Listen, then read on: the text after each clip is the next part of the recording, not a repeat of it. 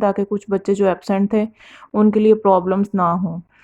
सबसे पहले तो स्टैटिस्टिक क्या है, जो सब्जेक्ट हम लोग डील कर रहे हैं। It is defined as a science deals with collection, presentation, analysis and interpretation of numerical data. Data collect करना है, फिर उसको प्रेजेंट करना है। प्रेजेंट किस चीज़ में करना है, उनको ग्राफ की सूरत में, शेप्स की सूरत में प्रेजेंट करके फिर उस पर एनालिसिस, कोई भी मेथड लगा के, कोई फार्मूला, स्टैट के बहुत सारे मेथड और फार्मूला हैं, वो यूज़ करके फिर हम उस डाटे के बारे में इंटरप्रिटेशन करते हैं। जैसे कि आपकी क्लास है, मैं सब स्टूडेंट से उनके मार्क्स पूछूं, फिर उसके बाद मैं उन सबको प्लस करके उसका एवरेज निकालूं, तो मुझे पता चलेगा कि आपकी क्लास कितनी अच्छी है। तो मेन साइंस यही है, जो डाटा को कलेक्ट करती है, फिर उसका एनालिसिस करती है और हमें रिजल्ट देती है। फिर डाटा क्या होता है, set of numerical observation. Data कोई भी न्यूमेरिकल ऑब्जर्वेशन का सेट होता है, चाहे किसी की एज का डाटा हो, एज का डाटा हो, आप लोगों का वेट हो, हाइट हो, तो एक न्यूमेरिकली जो डाटा एक फॉर्म में होता है उसको हम डाटा कहते हैं। तो डाटा की मज़ीद टाइप्स हैं। प्राइमरी डाटा, ऐसा डाटा जो पहली दफ़ा कलेक्ट किया गया और उस पर कोई भी उसको अरेंज ना किया हो गया हो, ग्राफ या शेप की सूरत में ना हो, रैंडमली कलेक्ट किया गया हो, वो होता है primary data. And secondary data, secondary data वो होता है जिसको पहली दफ़ा कलेक्ट करके फिर उसको अरेंज कर दिया गया हो, जैसे कि 1 से लेके 15 साल के बच्चों का अलहदा से डाटा बना दिया गया हो, 16 से 20 साल के बच्चों का अलहदा डाटा बना दिया गया हो। तो जो एक शेप में आ जाए वो सेकेंडरी डाटा होता है। प्राइमरी डाटा जो पहले फॉर्म में और राम फॉर्म में होता है, पहली दफ़ा कलेक्ट किया जाता है, और सेकेंडरी डाटा जिसको अरेंज करके ग्रुप्स में बना दिया जाता है उसको सेकेंडरी डाटा कहते हैं। फिर उसके बाद है क्वांटिटेटिव डाटा, ऐसा डाटा जिसको काउंट किया जाता है, जैसे चीज़ों की तादाद को हम काउंट कर रहे होते हैं। जैसे एज को हम काउंट कर सकते हैं कि एक 18 ईयर का है, 15 ईयर का है, 16 ईयर का है, और स्पीड को हम काउंट कर सकते हैं, और टेम्परेचर को भी। ये क्वांटिटेटिव डाटा है। फिर क्वालिटेटिव डाटा, कुछ ऐसी चीज़ें हैं जिसे हम काउंट नहीं कर सकते, जस्ट हम उसको जज कर सकते हैं कि ये बंदा अच्छा है, ये बुरा है, इन दोनों में फ्रेंडशिप है या नहीं है, या रिलीजन क्या है, इस्लाम है। इनको हम काउंट नहीं कर सकते, लेकिन हम इनको जज कर सकते हैं, देख सकते हैं, मेजर कर सकते हैं, तो इसको क्वालिटेटिव कहते हैं।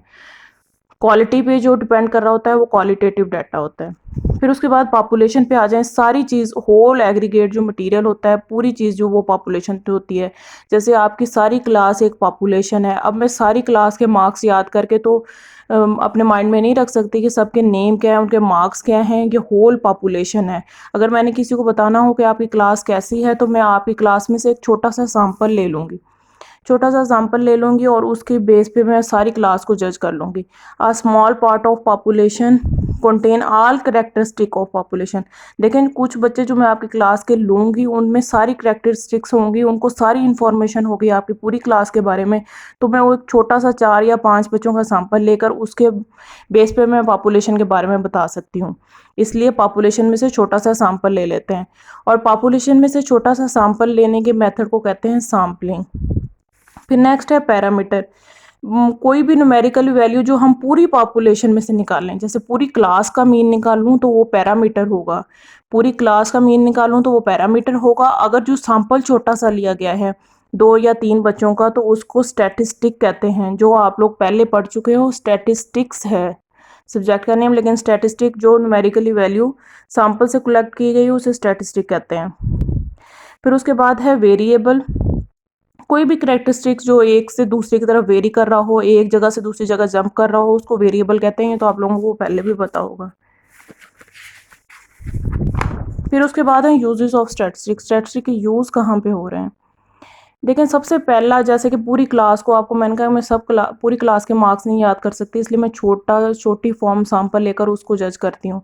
तो it simplify large set of data in understandable form. देखें, 3 या 4 बच्चों के मार्क्स तो मैं इजीली याद कर सकती हूँ बानिस्बत पूरी क्लास के, इसलिए ये बड़े डाटा को छोटे सी फॉर्म में ले आता है जो अंडरस्टैंडेबल होता है।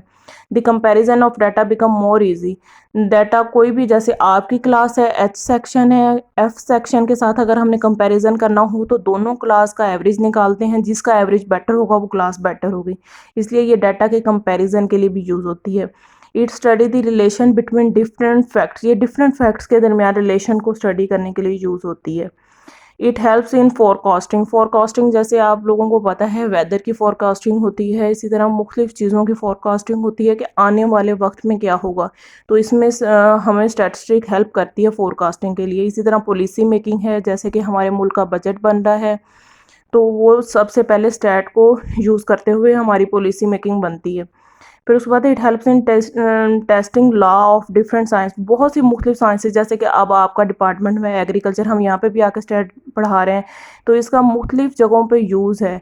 या आगे चल के आप डिज़ाइन ऑफ एक्सपेरिमेंट भी पढ़ेंगे कि जब आप लोग कोई भी एक्सपेरिमेंट करने लगते हो तो सबसे पहले आप स्टैट को माइंड में रखते हो, उनके फार्मूलाज को, उनके मेथड्स को यूज़ करते हुए फिर आप अपनी साइंस में ही इनको यूज़ करते हैं। इसलिए ये डिफरेंट साइंस में यूज़ हो रही होती है। Being a powerful tool of analysis, इसके जो एनालिसिस के टूल्स हैं वो बहुत पावरफुल हैं, इसलिए ये मुख्तलिफ ब्रांचेस में यूज़ होती है।